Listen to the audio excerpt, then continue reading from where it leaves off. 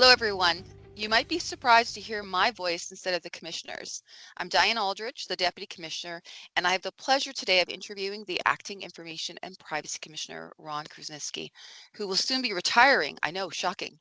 In preparation for this podcast, I thought I'd canvass our staff to see what questions they thought I should pose to him. And surprise, surprise, they had a lot on their minds, and the list kept growing and growing, and I had to cut it down. I'll be working my way through the list of selected questions, but first things first, welcome Ron to your last podcast. How are you feeling? Well, it's hard to believe that April is here and it's just around the corner and I'll be leaving. But I'm excited about doing this podcast and have been trying to think about things that we've got done in the last 10 years. And that is a long, long, long list. But before I roll into the questions, I think it's really important for me to acknowledge that, of course, Ron, you've led this office for almost 11 years now, and I've had the privilege of working with you for that entire time. So I think I know the answers to some of these questions, but I'm going to see if you actually surprise me on any of them. All right, so the first one. What do you view as your or the OIPC's greatest successes in the last 10 years and or things that you are most proud of? Well, and certainly the successes we have had have been a combination of your efforts, other people's efforts, and all the staff's efforts. There's about 4 or 5 things, and they all go together. And I think to summarize it in one, it is we have done really well in giving to public bodies and applicants decisions very quickly. If you call us for summary advice, we at the moment will get back to you and hopefully have the answers you like in under 50 hours. In other words, 2 days. When we issue a report, on average, we're issuing all our reports in 3 months, 3.5 months. 105 days is our average. Now, are there some that take longer? Yes. And there's others that take a lot less. And the successes behind that are a number. Way back when, Diane, I'm sure you'll remember 2014-15, we switched to going electronic. That Yes. has allowed us to streamline some of our processes. We've developed a guide to FOIP and a guide to LA FOIP. Each of those are over 1,000 pages in length, and they are to answer people when they say, well, what do you expect from us? Well, in that guide, there is probably almost every answer. Occasionally a new question comes up, but almost every answer is there as to what we expect. And finally, we've developed a type of report that I hope is easy to read and understandable. If you're in a hurry, you can read the summary at the front or jump to the back and see the findings and recommendations. So we're giving applicants and public bodies answers to the questions. They may not like all the answers, but they've gotten answers. And I think, unnecessary delays and people waiting and their files going stale can be really avoided when organizations like us push and get the answers quickly, Diane. Yeah, exactly. And we know that access delayed is access denied. And so I think Right. that's something where we've really moved mountains.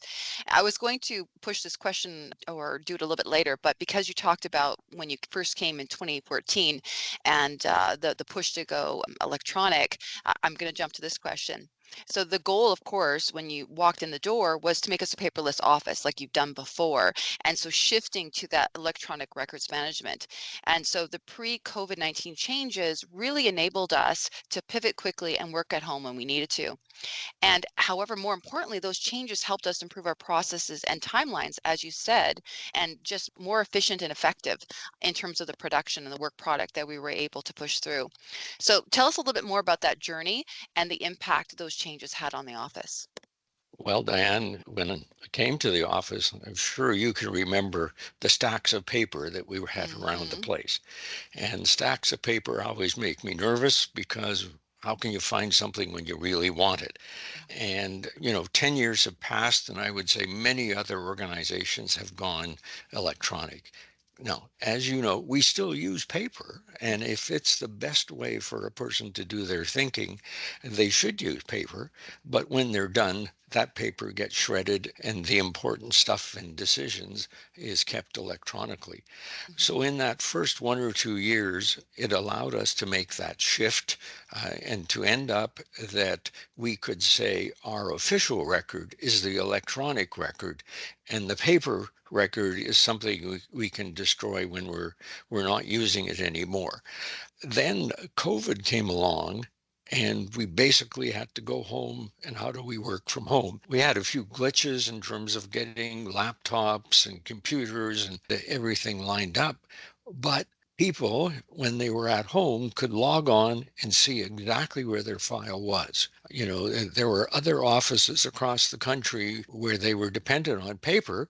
The person was at home working, but what they needed was on paper back at the office. Mhm. And maybe it was a long drive to get to the office, or maybe the office was just plain old locked. So it did make it much easier. We just had to make sure we had the right computer equipment, and our internet speeds were fast enough and all those sorts of things. But we would have been, quote, in big trouble if we'd have been totally paper when COVID set in.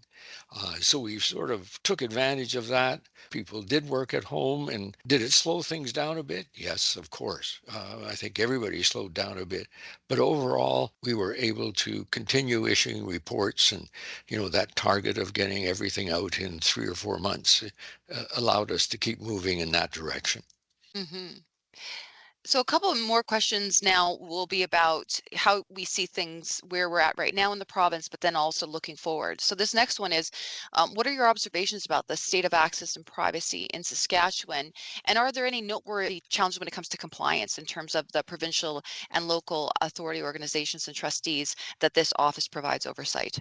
Access to records is just an essential component of a democratic system. And whether it's the provincial government, municipality, like the city of Regina, city of Saskatoon, universities, colleges, school boards, people need information before they form opinions. And then when they form opinions, it allows them to express their concerns. And when elections come along, allows them to vote in an informed way.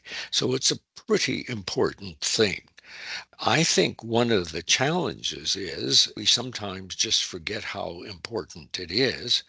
And I certainly encourage people to look around the world where you see a democracy eroded. Probably one thing you're going to see is people are having a harder time getting information, and the media is having a harder time getting information. So access to records is quite important. One challenge that we've talked about and we've offered seminars on it is our municipal sector. We have lots of fairly small municipalities in our province, and the administrator there may only work part-time, has multiple things to do, and then on top of it, they're probably responsible for freedom of information requests. And my heart goes out to them. It's a steep learning curve, and we find when new people join our office, it's quite a steep learning curve to understand the Freedom of Information Act or the Local Authority Freedom of Information Act. So, in addition to all the things that they have to do, they have to learn this, and maybe they've received their first access request ever. And they have to wrestle through with it. And we certainly try to help. On these things. We are like a referee at a football game. We take a neutral position. We're not in favor of the municipality or the applicant, but we are able to say, look, here's the process. Here's how it's going to work. You need to get us these things to kind of make the system work. Another challenge, I think, is people do access requests, and sometimes they're requesting thousands of documents. That is a big job for whoever gets that request. And then if it comes to our office, it's a big job to go through. Just reading a file this morning, it had over 9,000 pages in it. the time it would have taken for the public body and our office to go through all that is just amazing. We need applicants to think hard about what they really, really, really need to answer the question that they have. And Diane, I have no doubt that one's going to be a challenge for you and staff as I exit stage left. That'll be a continuing challenge. Yeah, it definitely is. And I know that we have a great team that really does what it can to influence those applicants to reconsider when appropriate and really look at maybe focusing or narrowing those requests so that it would be ultimately in everyone's best interests. So this next one too is just again looking forward. With the rapid technological advances and AI, the speed of light, in terms of the changes and the services that are now being provided that rely on AI, where do you see access to privacy going in the next 10 years? Well, in the last question, we talked about access to information, and it is really important. But we did a webinar at the end of January and talked to a number of information privacy commissioners across Canada. And clearly, I think things were coming down that in 2025, there would be a concern by the public and by these commissioners on protection of privacy, whether it's children's privacy, adults' privacy, breaches, systematic breaches caused coming from other countries. It just kind of seemed there would be this pull to focus on privacy. Now, at the federal provincial table, we are constantly reminded that access is important. And I agree, it is very important.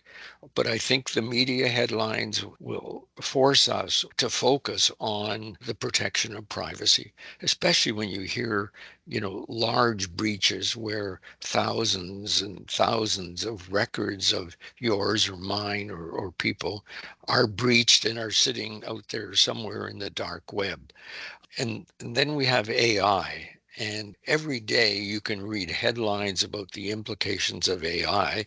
And I won't have to worry too much about this, Diane, but you as Deputy Commissioner will, is the implications of AI on all of us. Even when we do a simple search on the internet, how much are we being impacted or affected by AI? Mhm. And again, I think the headlines for the next year, 2 years, are going to focus on privacy, breach of privacy, and AI. And I saw a headline yesterday. It said one particular person is of the opinion that AI will allow computers to think. And I kind of said, what? But, it's just the kind of conversation out there that are going to force our offices and others and legislators to think about how we put up some guardrails around the use of AI.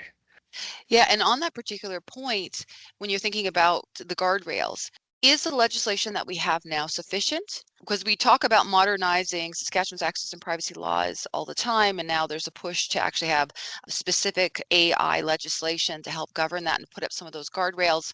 So what do you think? What do we need in order to rise to, these growing risks and challenges because of technology? Well, in our last annual report, as you know, we listed a series of proposed amendments to the Freedom of Information Acts.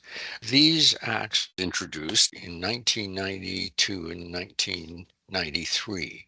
So they're basically what? Got to count on my fingers, over 30 years old. There have been some amendments along the way. Some amendments came into effect in 2018. Prior to the AI debate, I think there was a strong argument that in 1992, we were pretty paper based. And what's a record? Well, a record was a piece of paper. Today, I think we're much more electronically focused. What's a record? Well, it is part of a huge database or maybe the entire database. But those databases can have millions of records, and giving it to an applicant, just wouldn't help them very much. They're interested in something, and we need to know what they're interested in and then provide an extract of data out of that particular database. Basic fundamental things like that have changed. And then along comes the internet and potential breaches, particularly from other countries, and where breaching information and holding it hostage makes money for people. I mean, the emphasis needs to be on protecting our data, but we do need legislation dealing with all that information that is collected about you and I. And then finally, AI. And as you said, some United States or the European Union are coming out with guidelines or statutes or regulations regarding AI and setting the guardrails when it gets to the point that if you do a Google search, you're using AI, or if you do a Microsoft Edge search, you're using Copilot. We have many, many people who work for the provincial government or a crown corporation or a university or a city. And when they all either obviously or without their knowledge are using I mean, we just have to set up some guidelines as to what's good and beneficial and what's dangerous and harmful. Exactly. And I think thinking about all of these different ways in which we have changed the way that we even communicate and these different tools that are available, they didn't exist.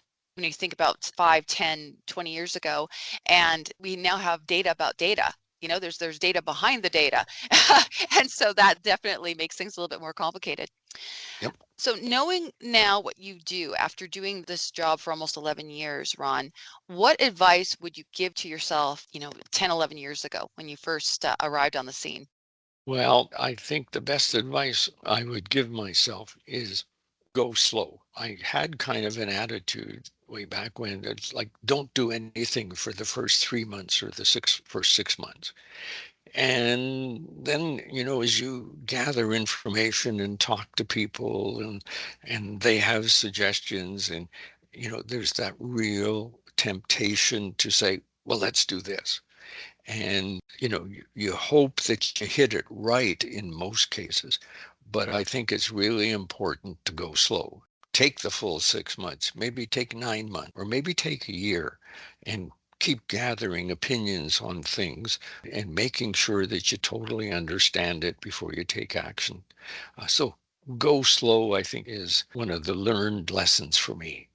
Yeah, and I think the great thing is that we've always been able to surround ourselves with such a great team, but also having our FPT counterparts that meet regularly now. I think the insight, the sharing, the knowledge, experience really helps us to really get our head wrapped around what should we be looking at, what should we be concerned about. So I think that's a benefit now that we have. Is just all that Absolutely. that the group think and that group experience. So last question. What do you believe are your greatest personal and or professional strengths that have impacted your career? And what's next for you? Well, I'm probably the last and the worst person to assess my personal strengths. I should leave it to the staff and they can anonymously analyze that. But I think the really important thing, and I read a book a long time ago. It was called Managing from the Heart, and it had about 5 principles. And I think the first meeting, Diane, when I met with the staff as we were getting going, I referred to those 5 principles. And I really hope that I've followed most of them. But you can really summarize all those principles in treat everybody with respect. Treat everybody as being important, uh, and and then go about creating a culture, an atmosphere in the office that involves a respect, of course, a bit of fun, a bit of relaxation, but all of that turns into commitment, people's passion to stay, to work hard. And, it's just absolutely amazing when you treat people with respect, the end results that occur for the organization. So if anyone wants to know Managing from the Heart, the book may not be even in print anymore, but it was one that made a significant impact on my life as to how you work with other people. And circling right back to your first question, because of some of those things, we've been able to get people's their answers in under 50 hours if they phone in. We've been able to issue on average reports in 3.5 months. And we issue a quality report. And we got so much information on our website that anybody that has a question, I almost challenge them to find a gap. But if they do, Diane, they can email you and say, hey, your website is missing on this topic. And we'll jump on it immediately. So again, what's next for you? Well, my term was to end last June, and then there was an extension. And what's next is, number one, a few things. I meet with my fellow officers this week. We have lunch with the staff next Monday, and those things are really important to me. I've signed up to be a pro bono lawyer, so I'll be working some Saturday mornings to give people advice. I'm obviously quite involved with the CNIB because of my personal disability, and will do some volunteer time there, and kind of will just look around to find interesting things to do, find things that I can work at to stay out of my wife's hair. And so it's going to evolve. We've got a son in Peru and one in Vancouver. We need to go visit them. So a blend of family stuff, volunteer stuff, and whatever else might come my way. Wow. And just to let you know, Managing from the Heart, I remember when you first introduced the book to us, and what Kim handed out was this one-page handout that summarized Managing from the Heart. Hear and understand me. Even if you disagree, please don't make me wrong. Acknowledge the greatness within me. Remember to look for my loving intentions and tell the truth with compassion. Every day I've had this pinned to my bulletin board, Ron, and every day I have taken that to heart. And I just wanted to thank you personally for everything that you've done for myself in the office and for the citizens of Saskatchewan. And we really, truly are going to miss you, and just hope, this next chapter of your life is going to be filled with more goals, because we know that that's what keeps you going. and yeah, maybe a little bit of fun, like you said. I think it's time that you took some time just for you, and to really enjoy retirement and put your feet up. You've earned it. Well, thanks, Diane. And I need to repeat thank you to you, the managers, and all the staff for their kindness, understanding, working hard, and making the office a place to have some fun as we work. Okay, farewell.